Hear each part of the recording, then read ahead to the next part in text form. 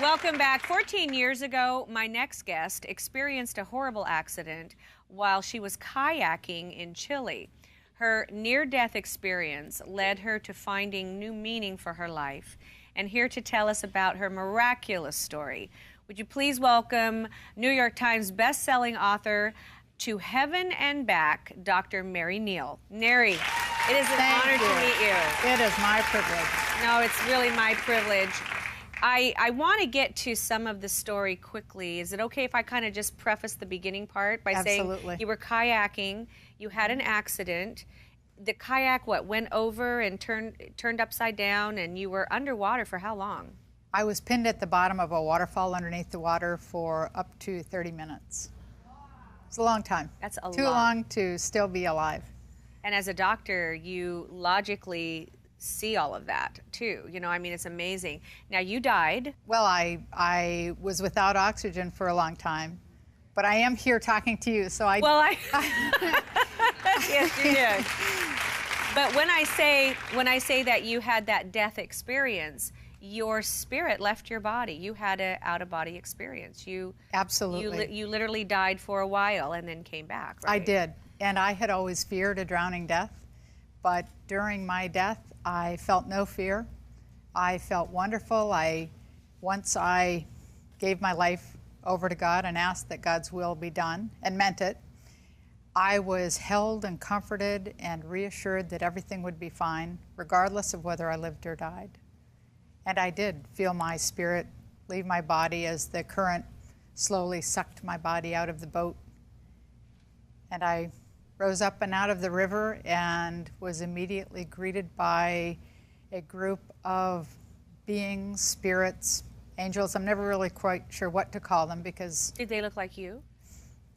They had physical form. They did have a head and arms and legs. And I knew that I'd known them for as long as I existed, and I knew that they had known me and loved me as long as I had existed. But it's a funny thing because, of course, now I wish I'd taken notes and said, okay, now who are you? But at the time, it didn't matter because they were taking me down this exceptionally beautiful path toward this great dome structure that was exploding with not only beauty, but this absolute pure love of God. And I knew that that was essentially the point of no return. That was the entrance to heaven, God's kingdom, whatever you want to call it. And I could hardly wait to get there. Really? I could see my body. I could see the guys doing CPR. I had no desire to return, and I had this absolute sense of being home, of being where not only I really belong, but where we all really belong. And so I didn't want to take the time to figure out, okay, who are these people? They were taking me, and I thought, well, okay, we'll have plenty of time to catch up later. Yeah. I want to get down the path as quickly as I can. You know, when you read different experiences that people have, that's the common thing, is that, wow, the feeling is amazing and I don't want to go back. Yes, I at this point have talked to so many people and no one wants to come back. Yeah. What sent you back? Well, my kids would say that I was kicked out.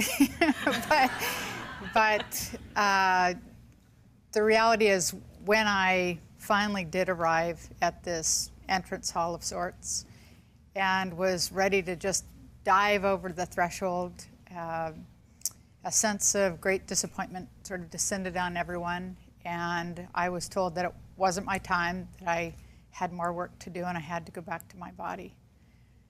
So I refused.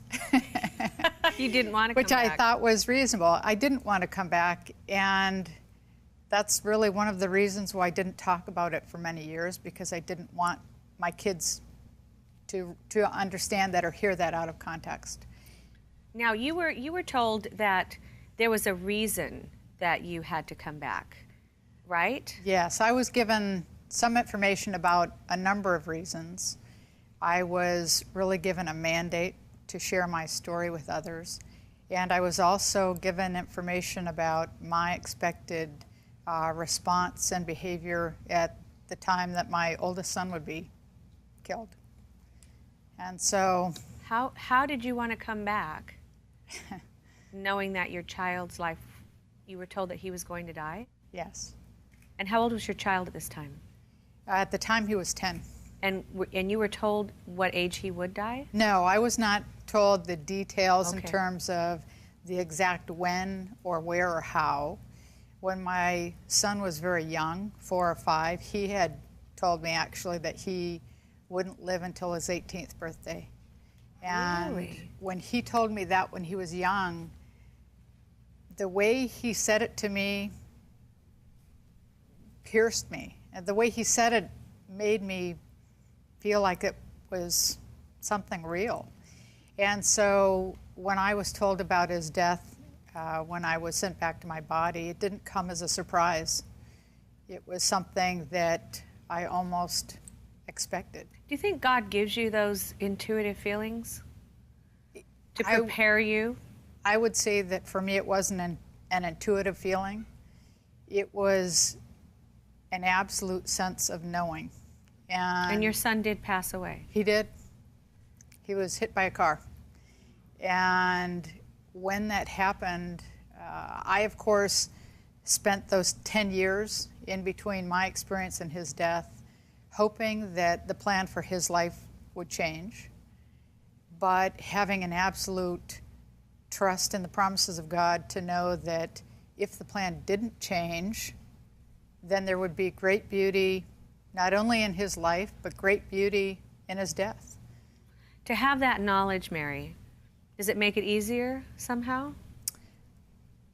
The knowledge doesn't make it easier because I loved him. I still love him. I miss him. Yeah. But what does make a difference is having had my experiences, I no longer had faith.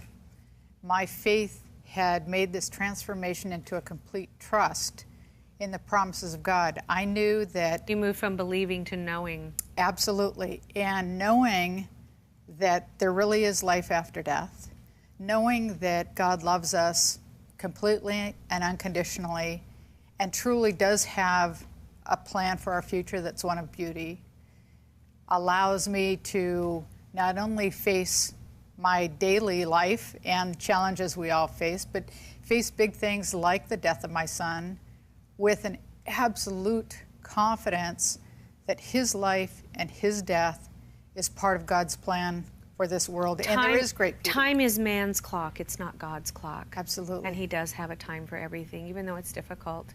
Is that your story? Is that your purpose in telling and sharing that story? The mandate in sharing my story with others is, yes, to help them seek a relationship with God, but more importantly is through that relationship recognize that we don't need more proof. There's plenty of proof. There is life after death, which profoundly changes the way we approach every day, every moment, every human interaction, because it is part of this incredibly beautiful plan, even though we can't usually see the beauty. If I Too close. If I didn't know that, life would be very difficult. But I know I'll see my parents again. I know I'll see my Yes. son again. I can't imagine a God that wouldn't allow us to see the people we love again. Absolutely. Yeah. Thank you so much. Thank you. For sharing your story.